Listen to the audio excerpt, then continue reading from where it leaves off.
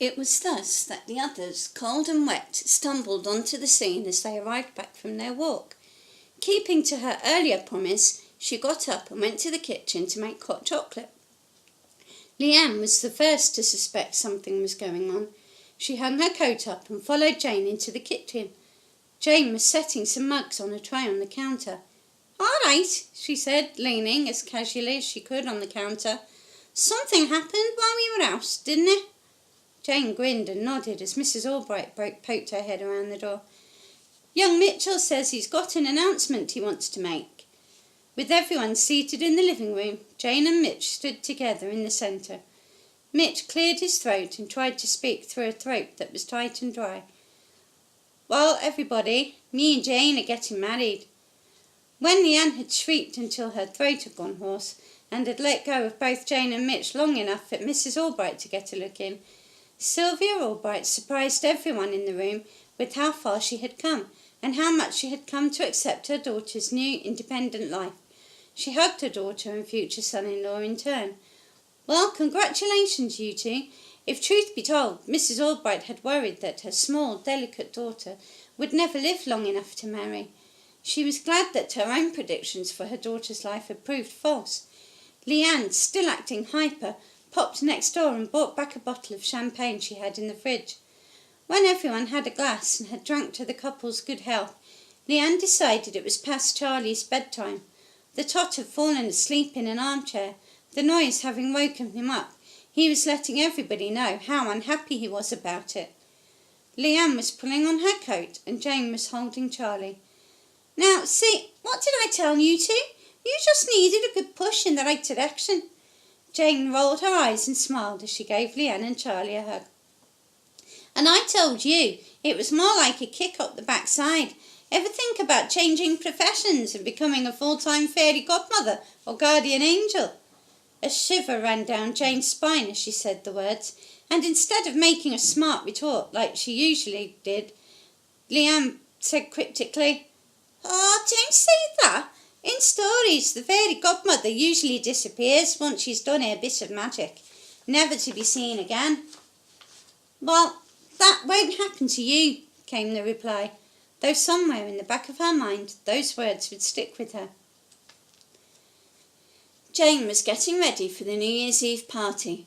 Mitch had found a nice place in town that was doing discounts for group bookings, and after everyone had agreed to it, it had been booked. It was also sort of doubling as a kind of engagement party for Jane and Mitchell. Jane had bought a new dress from New Look in Queen Square, a bargain she had been very pleased with. Now, as she slipped it on over her head, she wondered again how she was going to broach the subject she knew she had to talk to her fiancé about. Mitch came to pick her up at 8 o'clock. Mrs. Albright and Tony, who were heading home the day after New Year's Day, were also taking a lift in the car. A few of Jane's friends from the nursery, plus some college friends, were also coming. Jane couldn't believe how much her life had changed in little under a year. It was really incredible. Next year would be fantastic, she thought to herself, as she took a seat at the large table towards the back of the bar. She watched the door as the revellers started coming in for their own parties. She looked closely at the various, sometimes amusing fashions that the other women were wearing. Some wore fashionable shift dresses, others barely their skirts, and still others were in decidedly matronly outfits. Smiling as her party arrived, she rose to greet them. The set menu had included turkey and all the trimmings, or roast beef, roast potatoes and winter vegetables, including sprouts. Nobody was really noticing the food. They were far too busy talking and enjoying each other's company. As the diners started to make their way to the dance floor at the bidding of the DJ, who was a very jolly and lively sort, they prepared to dance their way into 2004. Jane had been slightly quieter than usual all evening. When Jane went to the ladies, Mitch was waiting for her outside. "You all right, love? You don't seem your usual cheerful self," said Mitch as he pulled her into his arms. "Oh, I'm fine, honestly," came the dismissive reply. Unconvinced, Mitch tilted her chin so she was looking at him. "Come on, you can do better than that. Talk to me." Jane sighed. Okay, there is something I have to talk to you about, but not here, not with all this noise and all these people about. In private." Grabbing her hand, they both walked into the cold night air outside. "Now, come on, you know you can tell me anything," said Mitch. Tears pricked Jane's eyes. Through them she looked into the eyes of the man, just staring into his eyes, trying to decide exactly what colour his eyes were. In the darkness they looked almost brown. When the light hit the orbs they looked hazel or green, and in some instances they looked like emeralds set in a clear sea of white. Warm lips met hers, bringing her out of her thoughts. Well, she might as well get it over with, start the new year with a clean slate. "Well, I'm sure you've heard me talk about my difficult childhood. Well, I was a sick child, a very sick child. I had 2 open-heart surgeries before I was 13. I got so far behind at school, I had to stay on an extra year.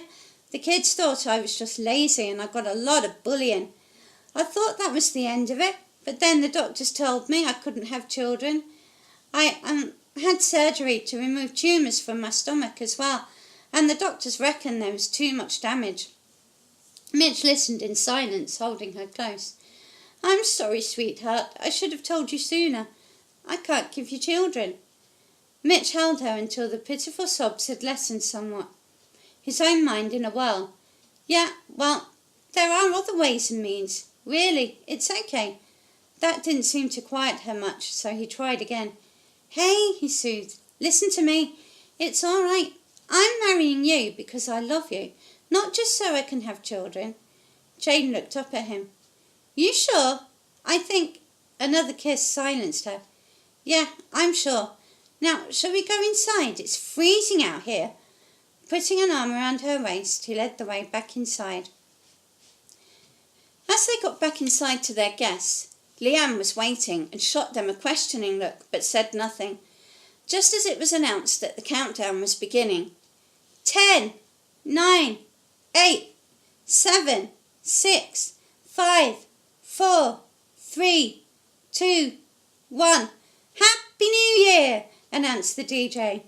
A hearty burst of Auld Lang Syne was begun as hugs went around like hotcakes in a sale. "Happy New Year, sweetheart," whispered Jane. Mitch's response was a kiss, deep and hungry. "Happy New Year! This is going to be the best year ever." The childlike enthusiasm and innocence surprised Jane in sharp contrast to the kiss. This childlike side was something that made him appear achingly vulnerable. She hoped she could make him happy. She hoped to goodness she could, because she would never forgive herself if it all went wrong. Giving herself a mental ticking off, she decided this year would be the year to leave all fears behind and embrace the new exciting challenges and changes of the coming year.